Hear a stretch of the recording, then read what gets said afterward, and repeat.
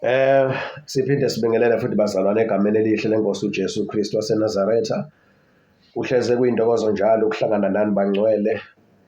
Siyambonga uNkulunkulu kakhulu. Sibonga ukuthola leli thuba ukuthi sifunde kanjena sixwayisane ngendaba zakhe ezinhle. Kunezwi laphana ngithi abaseThessalonika lithi uprofeta ningakudeleli. Ngithi 1 Thessalonians chapter 5 verse 20 mangaphosisi. Ukuprofeta ningakudeleli uprofeta. Incwadi yesiprofeto leyisambulo. So nje uNkulunkulu engithuma ukuthi ngikhulume kanjena ithatheni serious lento bazalwane. Right, upart number 11 lo esibuya upart number 12 esibuya kuwo sikhulumela lapha ngoverse 3 and 4. Uverse 3 and 4 ushawa ulwandle liphendulwa igazi, imifula yonke namanzi nemithombo ushawa kuphendulwa ini igazi. Right, engikushile laphana obefuneke ngikufake uverse 5 to verse 5 verse 6 verse 7. Andukuba-ke ngiqhubeke no-part 13 njengamanje sifunda uverse 8 sithole inhlupho elandelayo.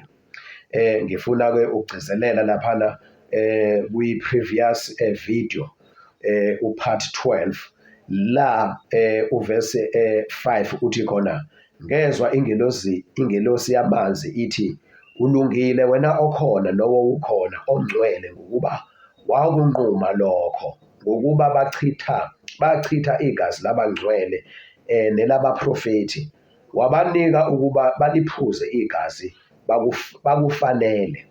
Laphana kunengelosi ezulwini uNkulunkulu ayasayinile ayinikeza umsebenzi ukuthi ibhekelele zonke zamanzi ulwandle amanzi.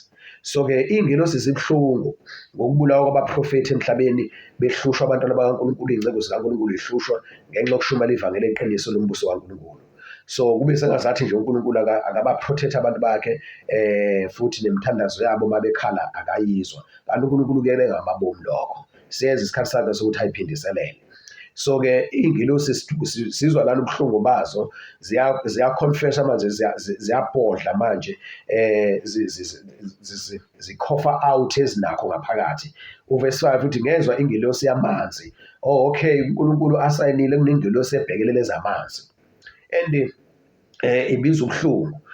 Iyajabula manje ma uNkulunkulu ejezisa umhlaba ukuthi bahluphe abaprofeti bachithe igazi abaprofeti bafanele manje ukuthi baphuze igazi. Leli gazi abalichithile is like manje babuyiselwa ngalo manje ukuthi baphuze igazi. Amanzi awasekho emhlabeni bazophuza leli gazi leli baphile ngalo. Leli gazi abalichithile lengcebo zikaNkulunkulu. So-ke iyamdumisa lengilosi uNkulunkulu, ingilosi ephetha ezamanzi ithi ulungile wena okhona nowawukhona ongcwele ngokuba wakunquma lokho ngokuba bachitha igazi labangcwele nelabaprofeti wabanika ukuba baliphuze igazi bakufanele lokhu ukuthi amanzi onke aphenduka igazi, imifula yonke iphenduka igazi, imithombo nolwandle bakufanele lokho so that bezophuza leli gazi bezwe ubuhlungu ababuzwisa iy'ngcebo zakho abangcwele bakho. Uverse 7 ngase ngizwa izwi i-altare lithi yebo Nkosi uNkulunkulu Mnenimandla onke ziqinisile zilungile izahlulelo zakho. Yabona khona iphimbo elivumelana nelengilosi enkulumeni eshiwa ingelosi ethi yebo Nkosi uNkulunkulu ziqinisile zilungile izahlulelo zakho. So wahlulele kahle abasezulwini ama-citizens asezulwini embusweni wezulu ekhaya ezulwini ayajabula ngenhlupho elethwe uNkulunkulu ethuna ingilosi emhlabeni, inhlupho yesibili neyesithathu kaverse 3 noverse 4 chapter 16 esambulo. So bayajabula ukuthi wena uNkulunkulu uhlulele kahle silungile isahlulelo sakho usuyayiphindisela manje iy'ngcebo zakho. Ake beyizwe lento abomhlaba bayizwise iy'ngcebo zakho. So-ke njengamanje ke bazalwane sizongena-ke ku-chapter 16 uverse bani uverse 8 to verse 9. Verse 8 to verse 9. Eyesine yayisithululela isitsha sayo elangeni lase linikwa ukubashisa abantu ngomlilo. Abantu bashiswa ngokushiswa okukhulu kepha bahlambalaza igama likaNkulunkulu onamandla phezulu kwalezi zinhlupho, kodwa abaphendukanga ukuba bamdumise. Alright, uverse 8 eyesine, ingelosi yathunywa manje yesine ukuthi iyothulula ulaka likaNkulunkulu kuphi emhlabeni. Okay, isitsha sama isithululwa yasithulula kuphi elangeni. Then ilanga laselinikwa ukubashisa abantu ngomlilo. So ilanga laphenduka laba umlilo. Ngesikhathi bazalwane malishisa ilanga nje kuyashisa namhlanje. Ushisa emini kushisa ebusuku uthola kulaleka angibatheki. Yabona uthi uyahlala kuhlaleka umoya uyashisa.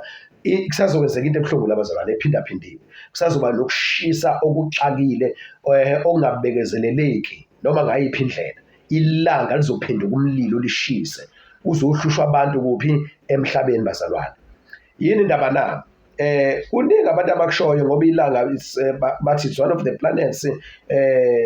Kuningi nje abakhuluma ngama-planets lento ama-12 signs of the zodiac.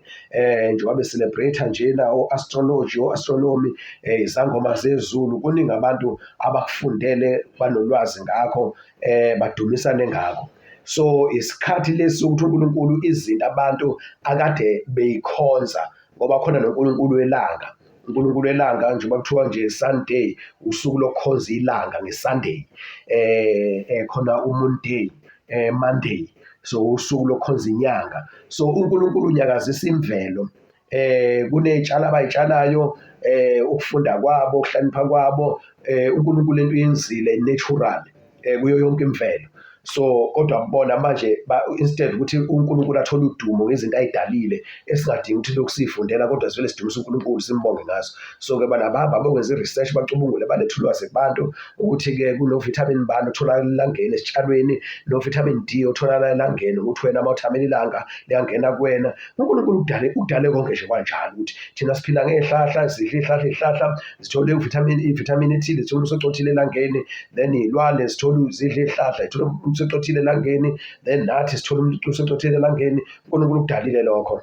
So uNkulunkulu uzojezisa leli langa-ke abalikhonzayo esebelenze laba uNkulunkulu, linikwa amandla manje ukuthi libashise laba bantu abalikhonzayo esebenza ilanga ukuthi libe isithixo kubona. Baye kumdali odala ilanga, baye kuNkulunkulu odala ilanga, then bazokhonza ilanga into edaliwe. So isikhathi se-judgment, lesikhathi se-punishment, isikhathi sokwahlulela kwabantu. So-ke ngase ngizwa izwi, okay, verse 8 eyesine yayisithululela isitsha sayo elangeni lase linikwa ukubashisa abantu ngomlilo. Right, verse 9, abantu bashiswa ngokushiswa okukhulu, then kusho ukuthi abantu abafanga ngoba into eyenzeka noma besha kanjalo bezubuhlungu, kepha bahlambalaza igama likaNkulunkulu onamandla phezulu kwalezi zihlupho. Instead ukuthi baphenduke baxolise bacintethelelo, bayaqhubeka bayamhlambalaza uNkulunkulu ophilayo, bayamdelela uNkulunkulu ophilayo, kodwa abaphendukanga ukuba bamdumise. Nanso-ke into ebuhlungu-ke bazalwane, abakwazanga ukuthi baphenduke badumise uNkulunkulu ophilayo, kodwa baqhubeka uNkulunkulu bamhlambalaza.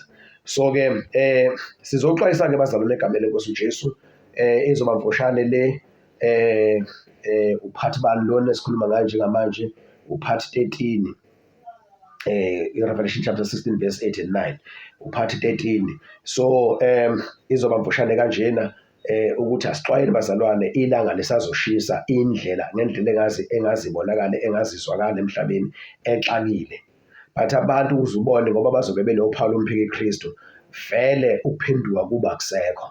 Nakuba sebethole leyo nhlupho leyo akukho nokuyisola.